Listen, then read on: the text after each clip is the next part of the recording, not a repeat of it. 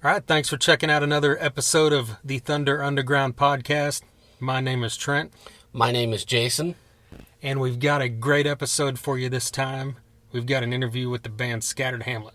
Yes, it was, once again, a fun one. This is, I think, the first one we did with all members of the group.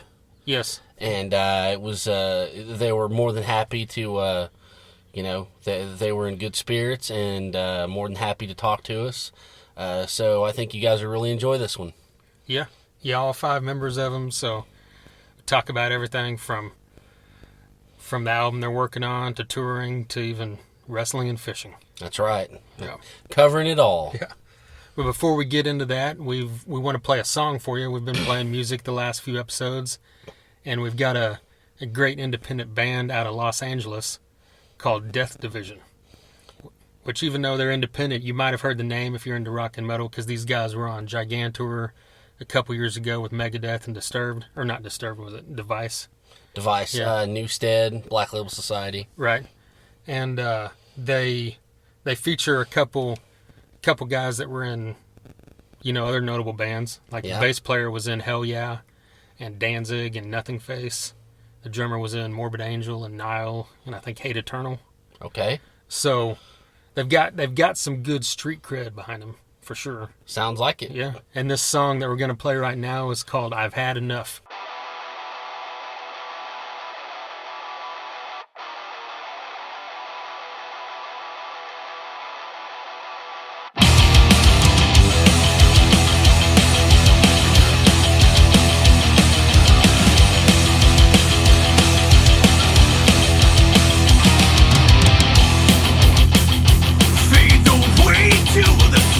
Sympathy combines, a mortal lost for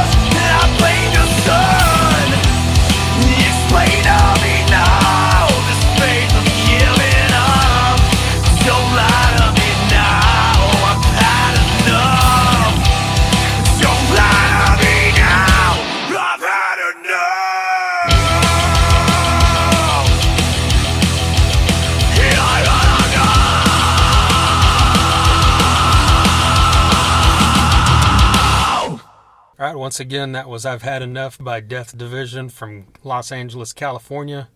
Like I said, that features former members of Hell Yeah, Nothing Face, Morbid Angel, Danzig, Nile.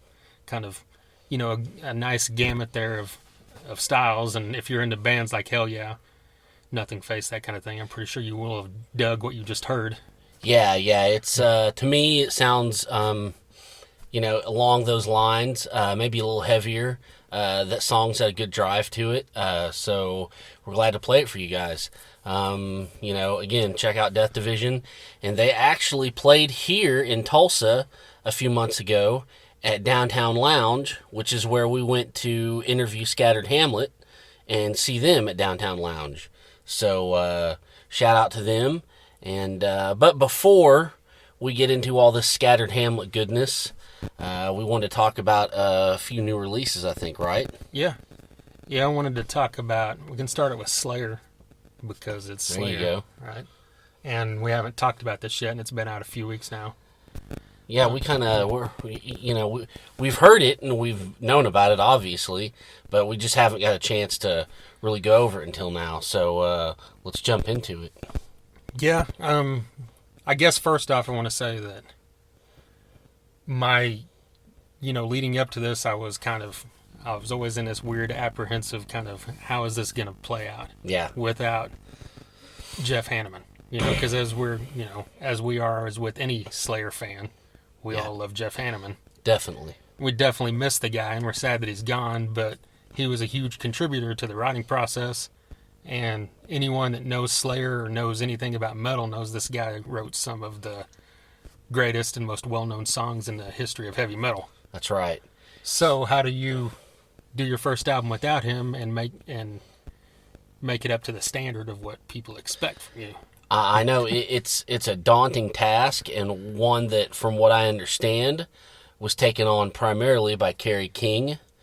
I know that Gary Holt, played some solos, played a few little guitar things here and there, but I think the bulk of it was Kerry King, as far as who played on it and writing and stuff. They did a good job of it sounds like Slayer, so I don't think fans have too much to worry about. The songs are there, and I was surprised at how I thought it was going to be a little bit more different than it was. So I was pleasantly surprised. Yeah, same here. Like I said, I was apprehensive, but as soon as I heard it first listen, I don't know if it was because I was apprehensive, I was blown away. Yeah. By how strong it was, in my opinion. Mm-hmm. And no disrespect to anything Kerry King's wrote before. He's wrote some great songs, but it's just the songs that are at that highest level were always a Hanneman song, right? Yeah. So it kind of shocked me about how great this thing was from start to finish. There isn't a song on the album that I don't like. Yeah.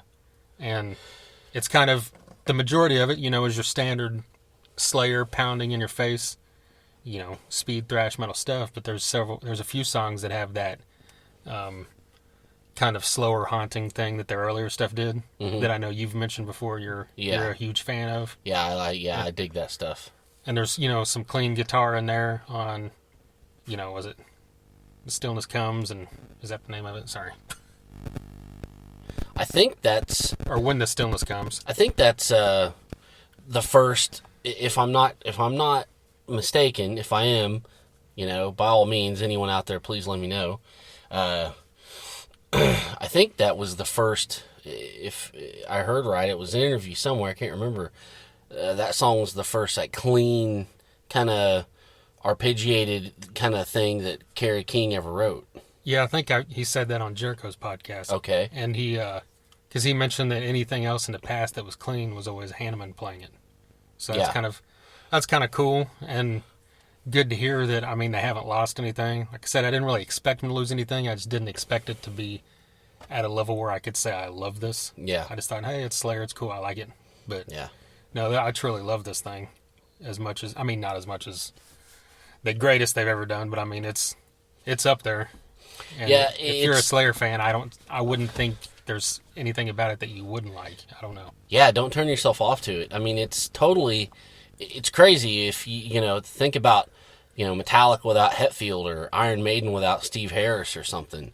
How do you regain the glory of that, And Slayer, Kerry King, he pulled it out, and it was he did a damn good job. Yeah. Yeah, so definitely glad that turned out great, and hope to see him on this tour. We saw him earlier this year on Rocklahoma, and I don't think they played anything off this album. Okay, did they do Implode, I think? Oh, yeah, okay, that's right. So they're, they were getting some stuff out there, but hopefully we get a chance to see him on this run so we can see some of this new stuff and yes, see how it plays out. And also, we had another new album just this past week from someone in a little bit different vein. Well, I should say, no, a lot of a different vein. Yeah. But I'm super excited about it. Which is the new album from Michael Monroe. Yes, and it's called Blackout States. Right. And, once again, it's just a string of gems this guy's been releasing in the last few years. Let me jump in and say, if you're not familiar with that name. Yes. That was the lead singer from Hanoi Rocks. That's right. See, I get excited. Sorry. Go ahead, Trent. Well, no, I just wanted to throw that in. So we went from thrash metal to glam metal, basically. Why not? Even though his solo stuff isn't technically glam, but it's always going to have that kind of vibe to it. Definitely. It's kind of a mix between glam and punk and sleaze and, Yeah, all there's that definitely that kind of sleazy, vibe. Think, that kind of, the LA tattoos and the real loud, it's almost punk, but it's, more, I don't know, glam punk. This is one of those you could combine genre names and make up all this shit. Right. But the core of it is solid, melodic rock and roll that hits hard. So what are I know we both loved his last couple albums a lot. Oh, yeah, big time. The most recent stuff. So how do you think this stands up against the last two? I think it's pretty good. It kind of just cruises along and just kind of, pulsates. Whereas the last album, Horns and Halos, was just bombastic and it just shook you. It grabbed you. But that's not in any way saying, in my opinion, a bad thing. I think it's just, albums have different vibes. Right. So that's what I chalk it up to. There's, I love when he whips out the saxophone, throws a saxophone solo in something, and he always does it in something that fits, not something that's just, for the fuck of it. Old King's Road, Going Down with the Ship. Yeah. This is all stuff that will, you'll just be singing along before the song's even over. Right. Yeah, I kind of felt the same way, like that word bombastic is a good way to put it, because I felt it wasn't as, what's another word to use? It wasn't as in your face and attitude driven as the last one was. Horns and Halos. And, which like you said is not a bad thing. It's just a great, kind of, anthemic rock, glammy, sleazy, like we just said, driven thing. But it's solid from beginning to end, because that's what this guy does. Yeah, exactly. I mean, if you're a Michael Monroe fan, or you can plug this in for any band, if you're a fan, you're gonna like what they put out. It's just each album is just a picture of where you're at. Right. It's not a good or a bad thing.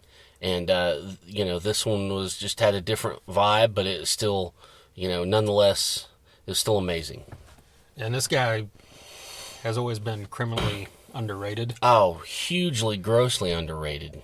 I guess probably not in his home country, which from what I understand from some stuff I'd read before, like the government in Sweden, gives him money to record and tour and stuff. Give him, they want to promote their country and their art.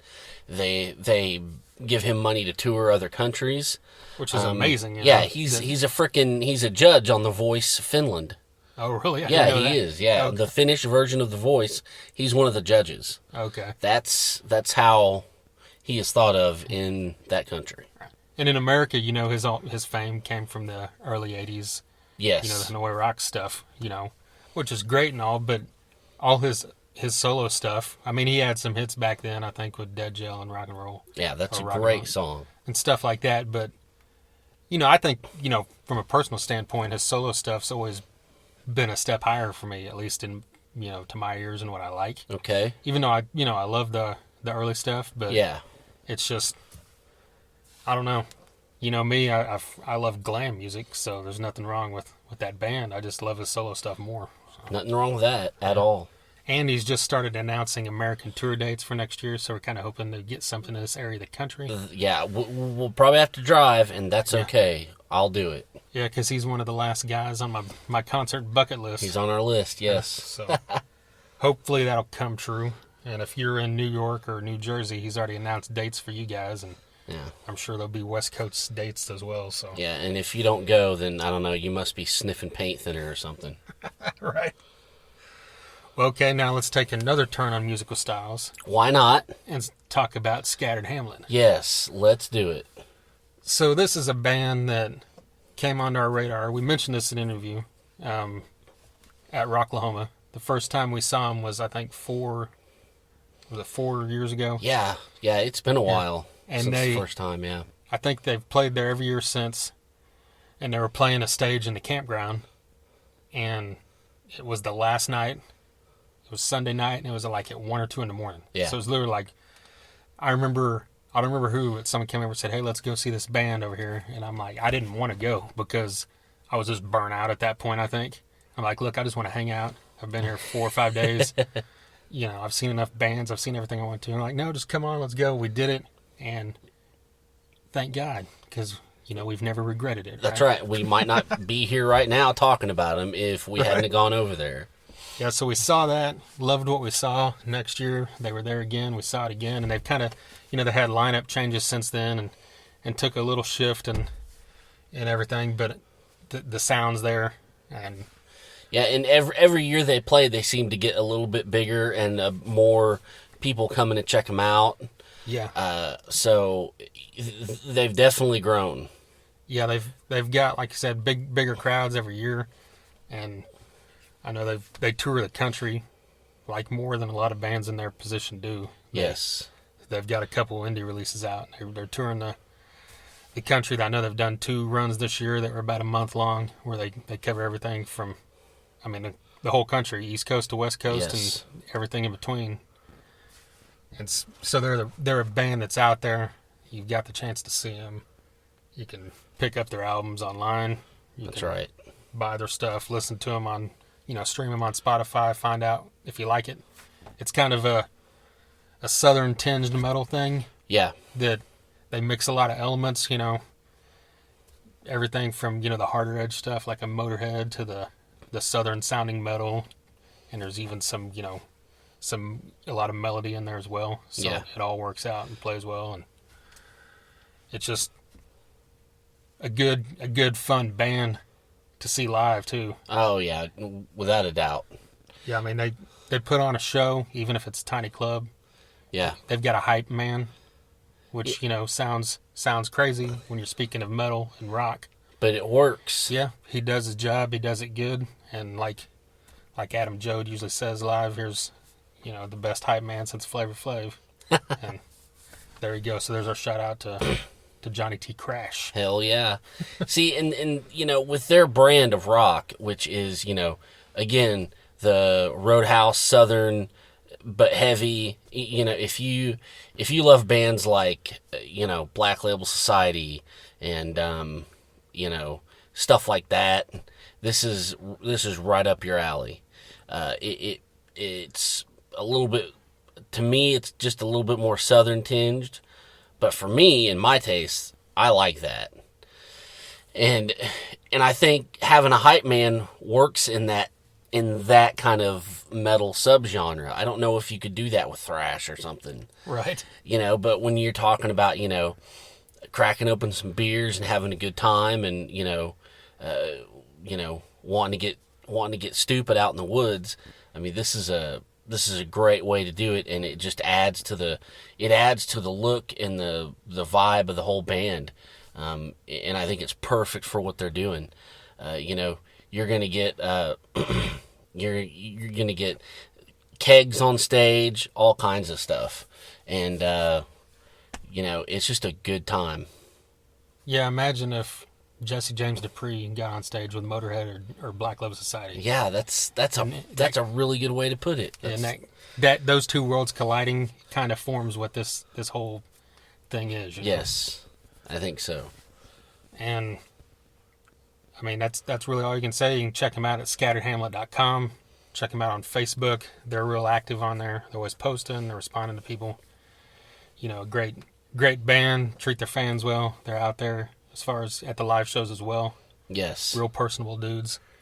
And just as well with the interview, we thought we were just going to be interviewing Adam, and it turned out he brought the whole band along, and everybody was personable and great. So yeah, they were telling and forthcoming, and they were into it, and just a great conversation, and everything from Typo Negative to wrestling to Ronnie Milsap. I mean, it was awesome. That's right. Yeah. That's a good time. Yeah. Yeah, if you can mix Typo Negative and Ronnie Milsap, you're having a great time.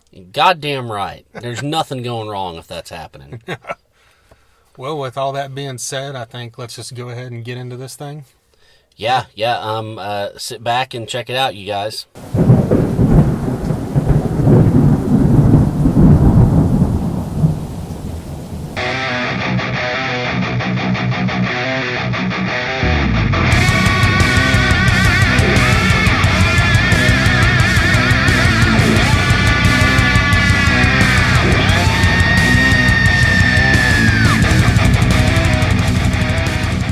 Yeah, it's been pretty good. We did a lot of new markets, like in the South for us, and we were on tour with Be At The Means, and those guys were just great. It was awesome being on the road with them. They had to cancel a couple shows because they had a family emergency, but yeah, that was a really cool experience. Those fellas are from Alabama, and we were packaged for like 2 weeks or whatever, and it was so we got to go do the Deep South, and now we're kind of making our way back towards Los Angeles right now. Cool. And just for everybody knows, you're Adam. Correct. Have everyone say their name. Yeah, I'm Adam as well, Adam Newell. I'm Rich Erwin. I play bass. Jake Delling Le Bas, drums. I'm Johnny T. Crash. I'm the Hillbilly Hype Man, the Immovable Object, and we are the Hillbilly Sideshow Extravaganza. Love it. So how's the new album shaping up?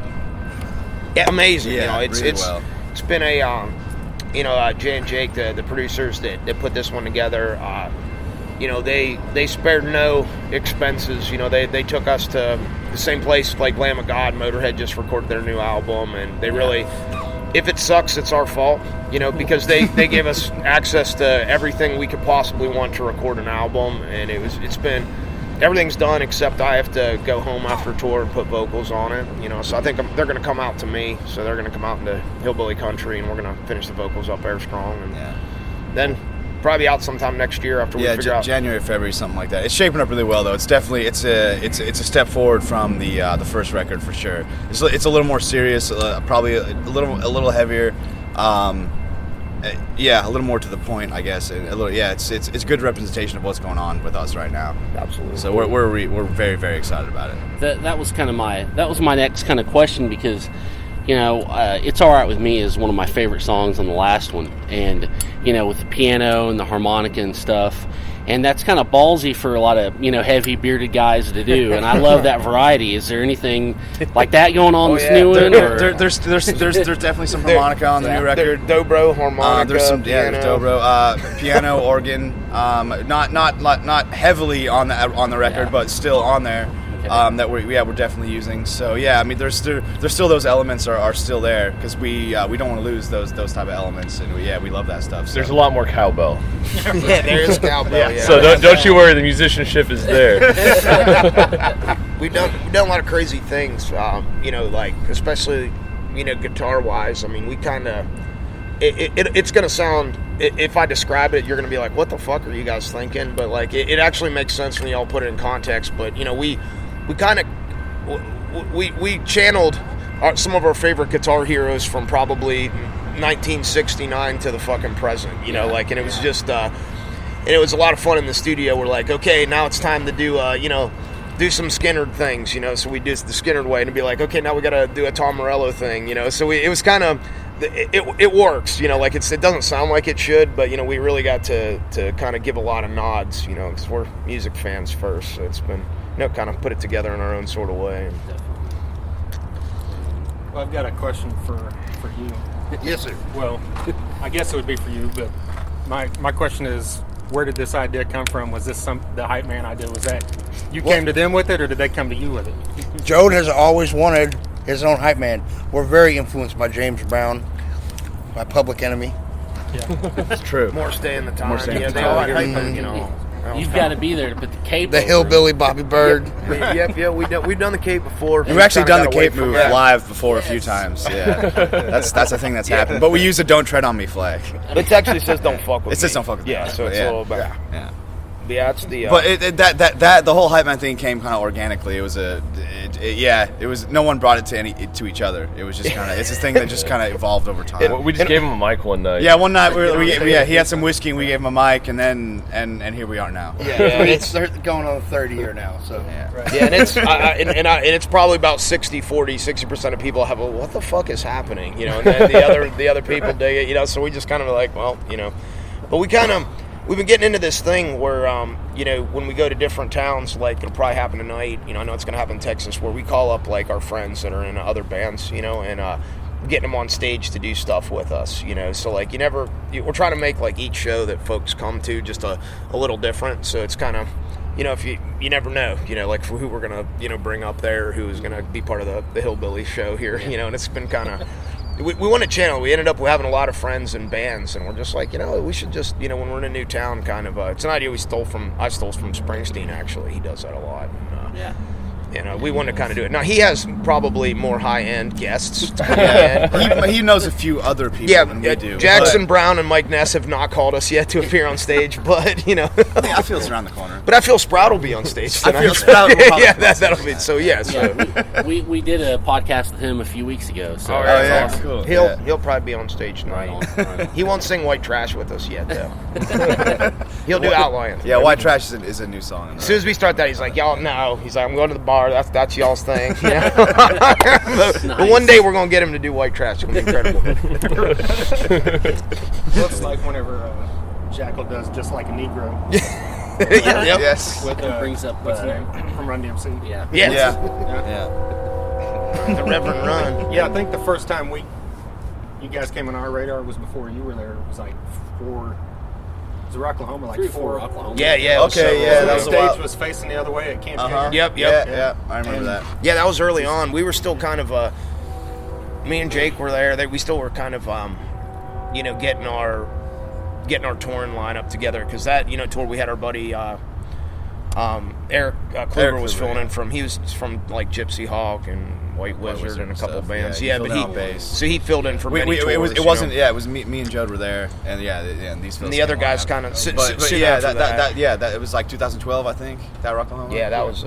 So we've been kind of. I mean, like every band, you should be evolving somewhat or getting better at what you do. I'd like to think we have. And so we've been, just building from that. And now this crew that is here, we've been together for hundreds of shows, years. So it's so we're all pretty locked in. We know what everybody's going to do, and I think that's going to make the album a little more. I don't want to say solid, but more cohesive. Because we recorded a lot of the stuff live, and to do that, it's you got to have people that have played together in the same room, to pull it off right.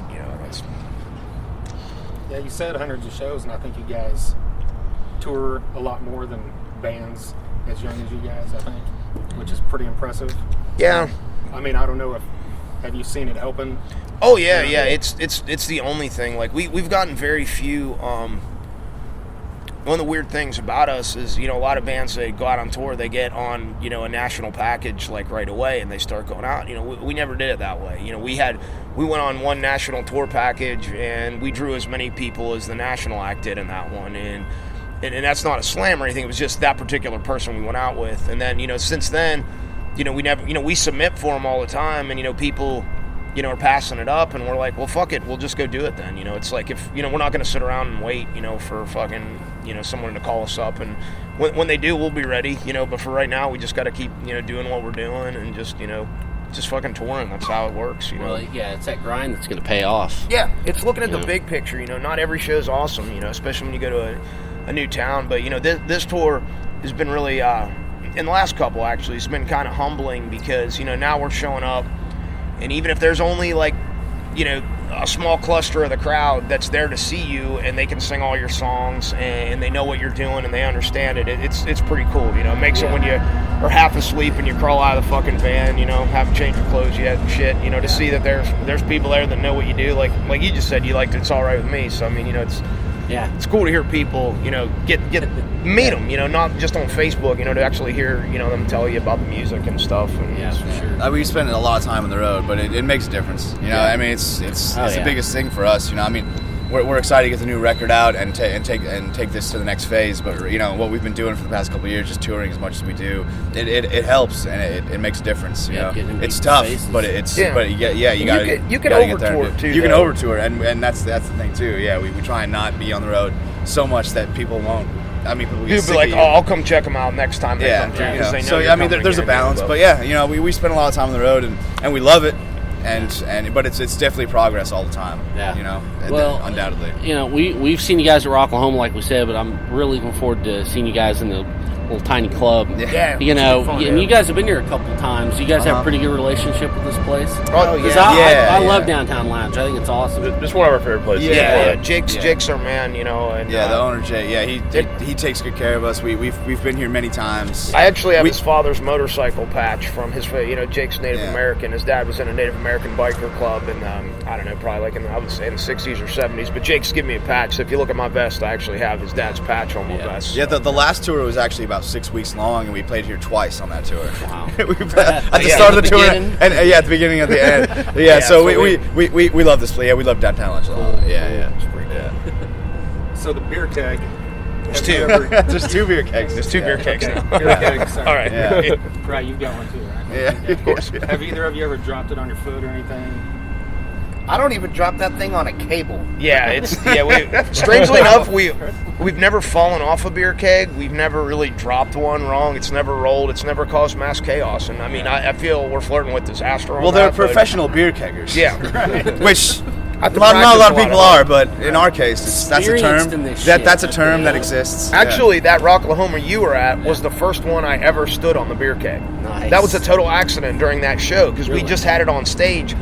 And, everybody was into it, and I was just like, I'm getting on this beer keg. And then I stood up there, and I was like, pretty solid. And I was like, and after that show, it's been part of our stage show ever since. So that was another thing that kind of developed naturally. Yeah. People were like, that's a guy that stands on the beer keg. And I was like, and then the second beer keg we got was given to us by a fan of ours and a very good friend that, so we started, that's why we have two beer kegs now. It's all custom hand painted. Someone got that for us, and it meant a lot to us. And so, you'll notice one regular beer keg and then a hand painted, very awesome, badass beer keg that we also have now that was given to us by a fellow named Mike, who's Dirty Mike. Dirty and Mike, all the proceeds from it when he bought it went to the FFA of a local school, which meant a lot because a lot of my family are farmers and stuff, so it was pretty cool that the keg that we have on stage benefited growing shit in America, which is a dying art.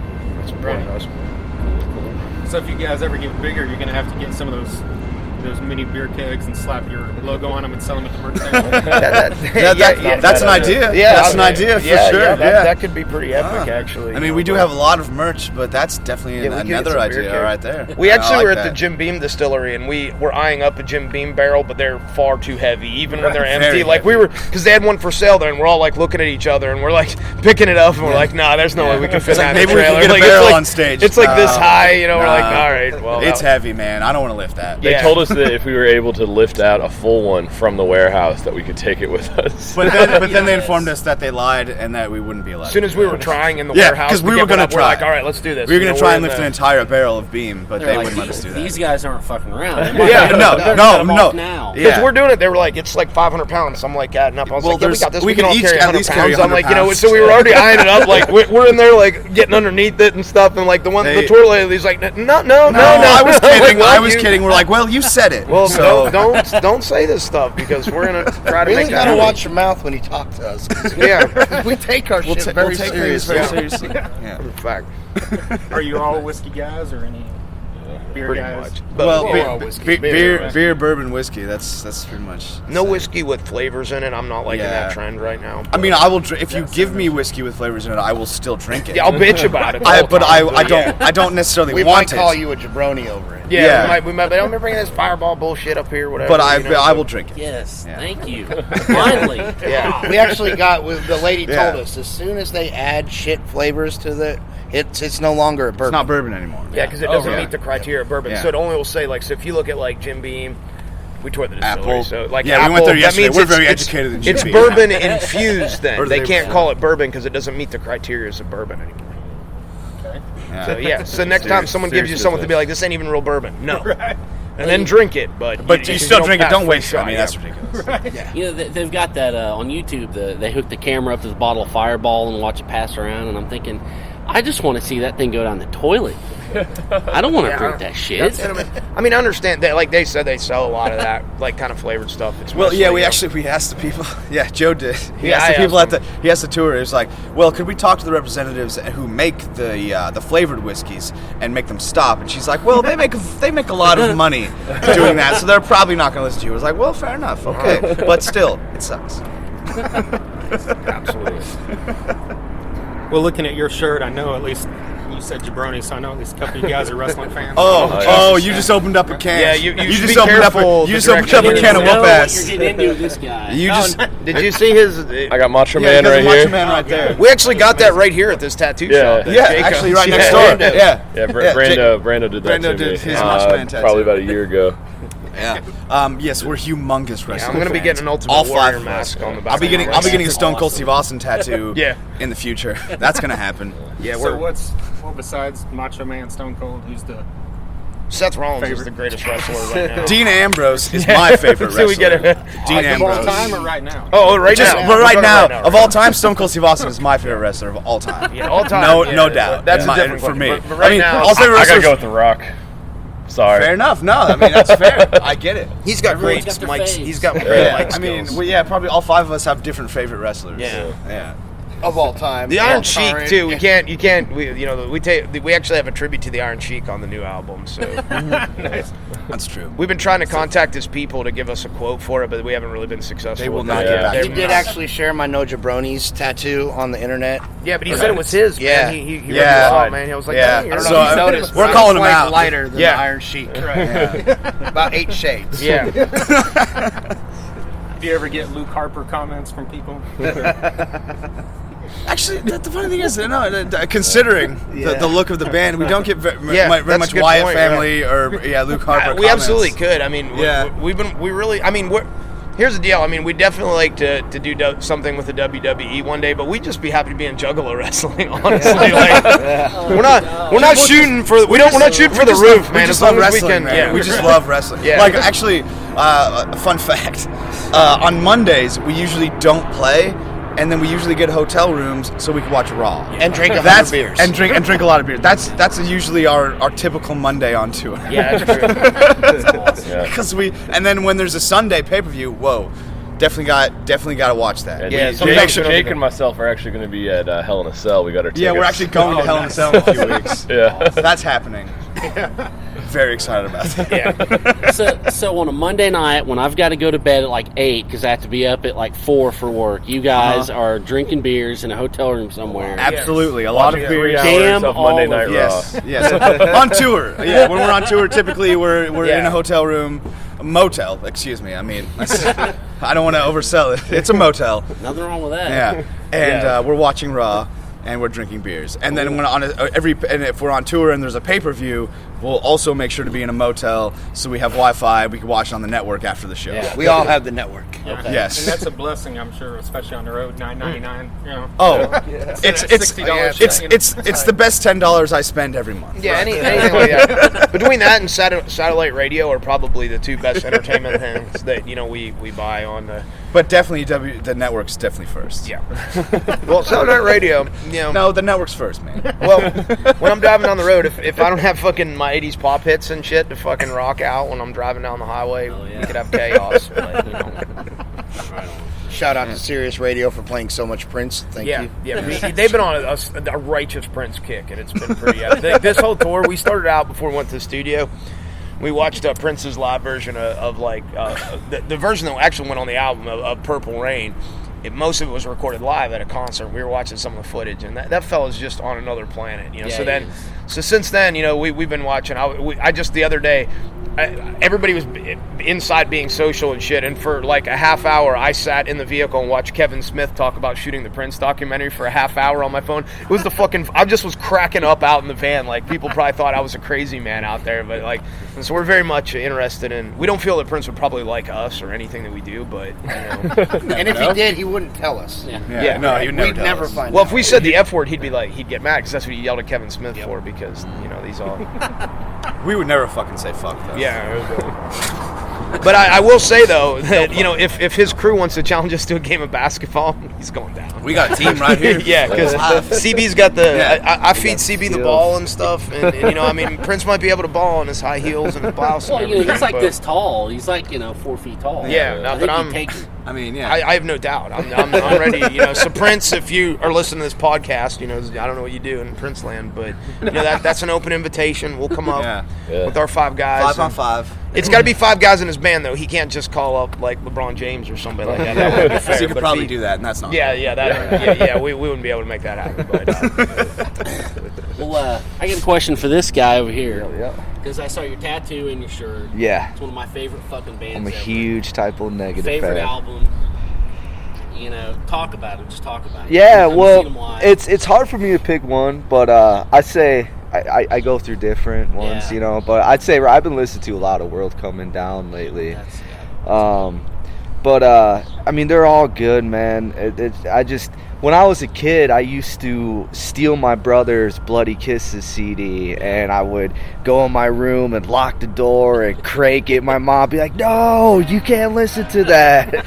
But they were just a band that just always into. Like sometimes I listen to certain bands just to hear their guitar player or just to hear their singer and whatnot, but with Typo Negative, I don't single out like an instrument. I actually listen to the whole song. It's kind of like putting on like 16-year-old ears again, because I'm such a fan of it. So, ask these guys, man. It's my turn to drive at night. It's Typo Negative time. He's made us. I know he's made us fans. We were just like, because we kind of caught on a little later to it. So like when he's the greatest thing was at the NAMM show this year. We have a picture of him and Johnny Kelly, him showing him the awesome. tattoo, like the two of them together. So that was pretty righteous. Yeah, it was like 1994, and we saw him with Motley Crue and King's X, and Typo Negative opened up. Peter Steele was just walking around the venue, and we stopped and met him, and he's like, this tall, and he was really nice, but we were like so nervous, and I'm like this little chubby, metal kid, and I was, but yeah, I love that band. I had to bring it up. He says this weather sure fucking sucks. Yeah. And that was our Think about conversation. this goddamn heat. We're like, we didn't know what to say. It was awesome. That's about how I was when I'm at Danzig. Wow. I was just like, I've never been that starstruck before. I was just like, hello. It's like, thank you. I think actually all I said to him was thank you. And then when it was like at a greeting thing where he was autographing a record for me. And as I turned away, I realized I hadn't actually said anything to him. And I wanted to tell him, like, thank you, because I'm a huge fan of his work. And I literally just turned back around and just looked at him and was like, you're awesome. That's what I said to him. Great. Yeah, I was just like, wow, okay, yeah, you're... So Danzig, if you're listening, do you remember that? I mean, just try and think back when that guy said that. Yeah. Rich has got the best one.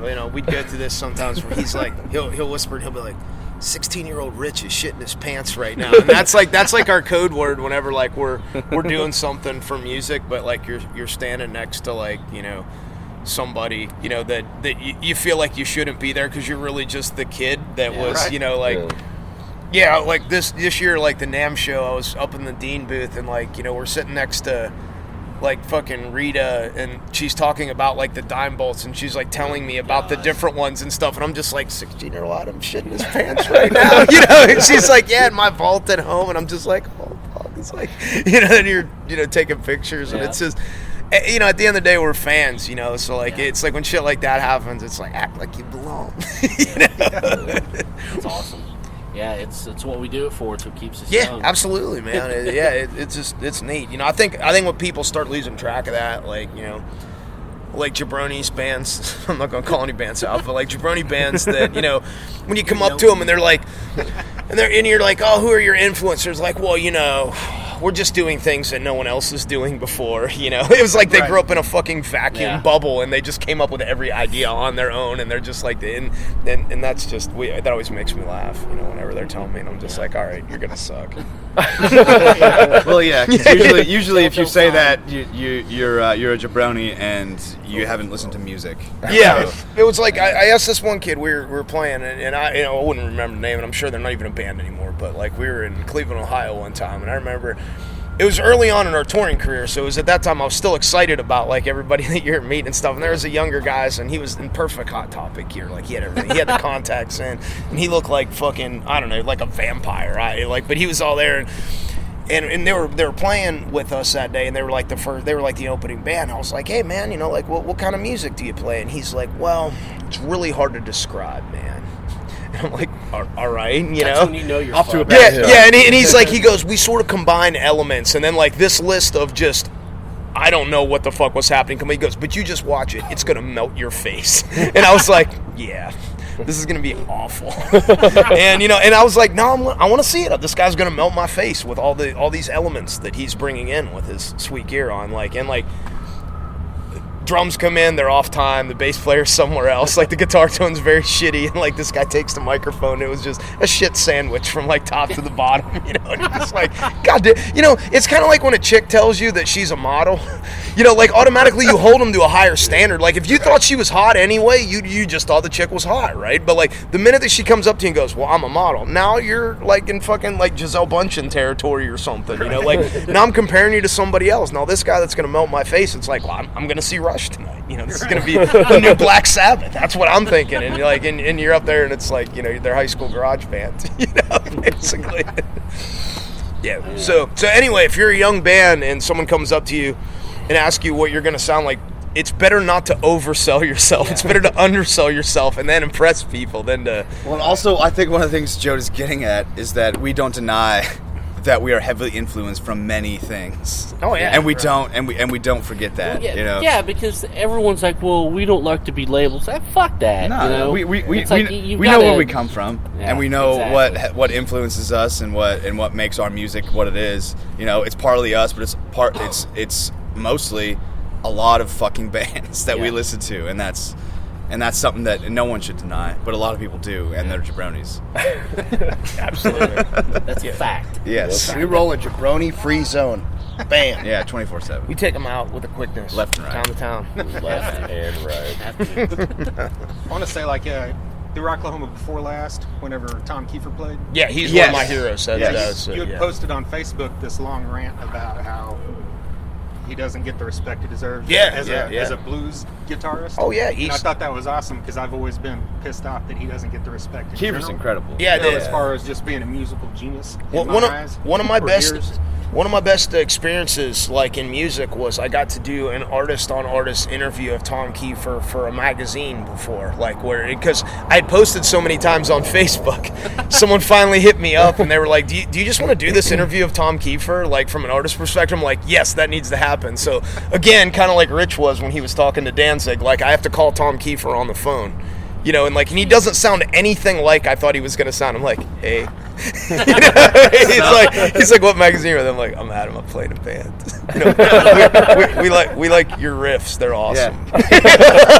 Yeah. About probably halfway through, I finally caught myself and started asking like good questions. But like at the beginning, it was just like, it's Tom Keifer on the phone. I'm on the phone. I'm like, my wife. I'm like looking. I'm like, I'm on the phone with Tom Keifer. That's fucking good shit. But his guitar player works at the Guitar Center in Nashville, and I went in to buy a cable. That's right, we ran into him that time. And it was like, and I just walked out of the van, I'm going in to get like an instrument cable, and like I'm looking at some amps in the corner, and he goes, oh, you guys must be on tour. You went and looked at the good amps. And I'm like, yeah. And he's like, I play in a band. You're like, oh yeah, everybody plays in a band here. And I was like, and I'm just like sitting there, and I'm like fucking around with the amp, and he's like, I was like, oh yeah, what band do you play with? He goes, well, I've been mostly touring with Tom Keifer. And it was like, I like stopped, put everything down, turned back over. I was like, we need to talk. And everything goes in slow motion. It was like, next thing you know, this poor guy's just like hit with like question after question. I was like, when he's using this rig on stage. But he was really cool. His name's Tony, and I'm obviously, if Tom Keifer lets you play leads on stage, then you have to be a monster, because he only let the other fella in Cinderella play like one a show or something. But this guy. Well, and he's playing the piano, he's playing the saxophone. Yeah. All of it. Well, here's the thing. The only reason anyone else is allowed to play anything in Tom Keifer's band is because he doesn't have enough hands to do it all himself. So you're just borrowed on Tom Keifer time, man. I love that guy. Like we're definitely a big fan. Big fan of Tom Keifer. Yeah. Well, like with everybody, you can hear influences, like when you're playing or your voice or whatever. But like for you, so where do you come from musically? Oh, I used to front a psychobilly band out of Tulsa years ago. Oh, really? Yeah, I grew up here. I left a long time ago, but I spent quite a lot of years here. I actually worked. This used to be Yellow Dog Studios way back in the day, and I used to work with them. Times. But I'm an old punk rocker. I grew up on country. My mama raised me on good music. Yeah.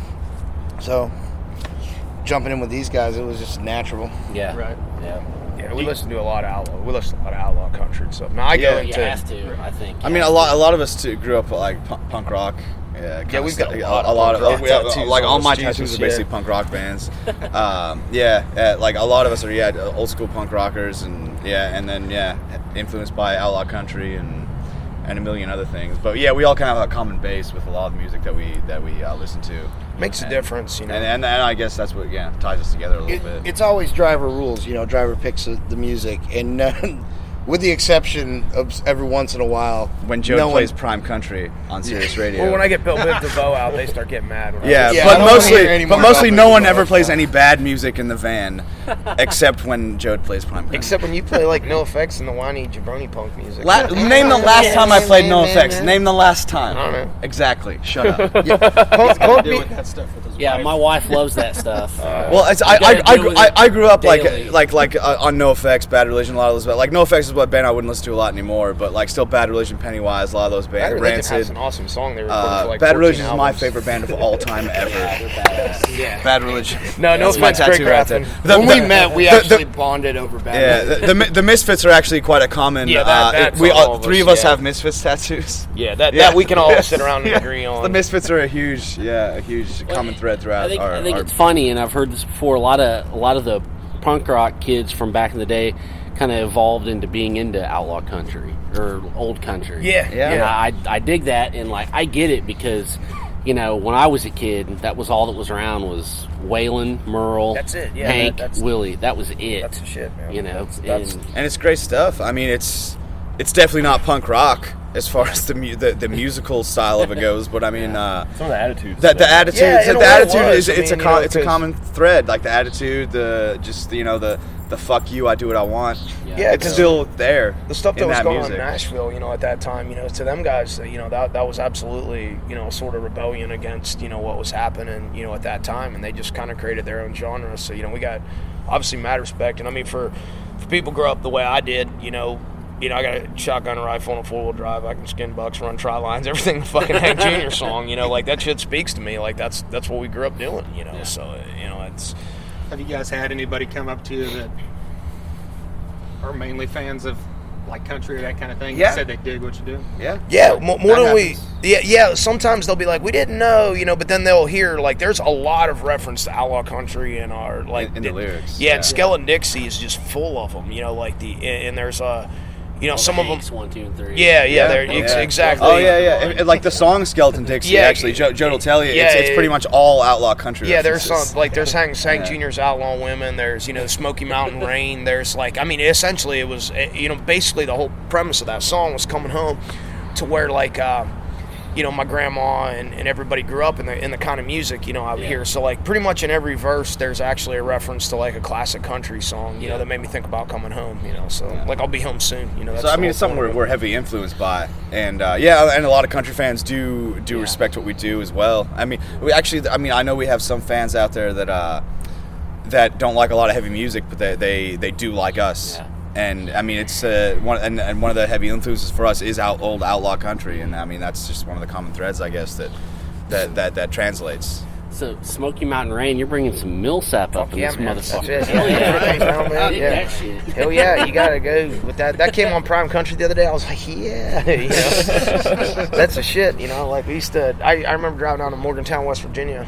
With my grandma and stuff, and we'd be listening to like you listen to John Denver, like all kinds of not that's necessarily outlaw country, but it's still from that same cut of stuff, and at the end of the day, it's just sincere good songwriting, and that's kind of one of the things that we focus on, and some people get it, some don't. Like the real traditional metal people, those are the ones that crack me up. Like the real like Cookie Monster church burning like metal and stuff. Like the first thing they'll be like, "You're not metal," I'll be like, well, they can be real elitist. Yeah, they're really, and like we don't have time for elitist anything. Like the whole hipsters, like all that. They're all jabronis as far as we're concerned. It's like we like a lot of different kind of music. We're not afraid to say what we like. I'm not looking at Rich and going, "Oh, should I like this? Is it okay, Rich? Do my friends think it's cool?" It's like that, man. If I like it, I like it. If everybody else tells me I'm wrong, I'll look at you guys and I'll tell you Belle Biv DeVoe rocks, man. Belle Biv DeVoe's album is fucking amazing. Don't rock. Seth Rollins is not God. You are wrong on that one. I'm totally right. But the thing is, but what Joe is saying is correct, though. Yeah, I mean, we all like we like what we like. We're influenced by what we're influenced, and that shit, it is what it is, And we have no time for pretending like that's not how it is. A lot of the music that I listen to personally, and I know all of us do. You'd probably be surprised, and a lot of folks won't admit that. But you're a jabroni if you don't. Yeah, you gotta admit I it, fucking man. love Roxette, and I don't care what people. Roxette's fucking great, man. The Joyride and shit. Yeah, you don't get me started on that. Yeah, shit's fucking great. Hell yeah. There's too much good music out there Yeah. to pretend like you don't like it. Yeah, good tunes is good tunes. Yeah. I got the whole Wham and George Michael discography in my iPod, and I can listen to that shit top to bottom. No problem at all. Well, we are gonna get Belle Biv DeVoe on the podcast next. That is a definite now. Please let me do a call-in if that occurs, because I have so many questions. Yeah, I'll be like, listen, and you have to show them a picture of me, because that would be the funniest fucking thing ever. Like, because I would be the last guy they expect to be like, Yes. He'll be sporting his Motown Philly shirt, Yeah. his little bottle cap glasses. Hey, That's right. that's right. The East the Coast way. family, man. ABC VVD. On that note, I don't know, you got anything else? No, I got a you final question for Yep. you. At least you, I don't know, is everybody into fishing or is that just you? Yeah, that's primarily me. Yeah. Yeah. I'm allergic to fish, so I've never had much fun fishing. it's out. I have. I'll be home next Wednesday, so I have to get some new waders, and I can go fall muskie fish. By Friday, I should be in the water in my favorite muskie hole. I've got it all figured out right now. I already got the water temperatures on map for back home. I know which lures I need, and I'll be out there. You find me in my hole with. So if you had to choose between getting on stage or fishing for the rest of your life, one or the other? Well, yeah, that's a rough question, because the other day I was at Bass Pro Shops, and they have a fella that drives around, and he wears like a Janet Jackson microphone, and he sits over top of a tank that travels from town to town, and he shows you how to catch bass in the tank while he talks to people.